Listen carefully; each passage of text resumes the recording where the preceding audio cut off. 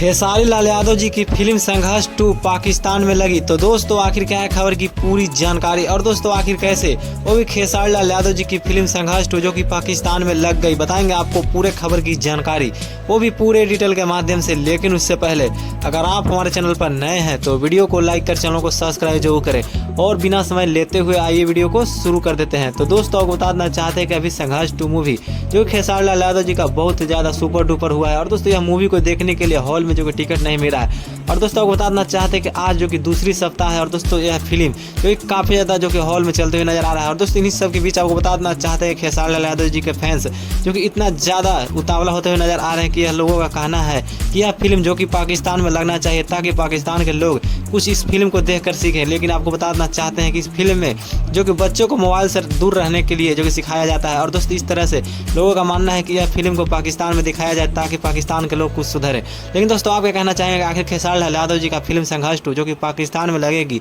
तो आखिर क्या रहेगा रिएक्शन, आपको जो लगता है आप अपने कमेंट बॉक्स में ज़रूर बताइएगा दोस्तों खेसारी लाल यादव जी को लेकर दोस्तों।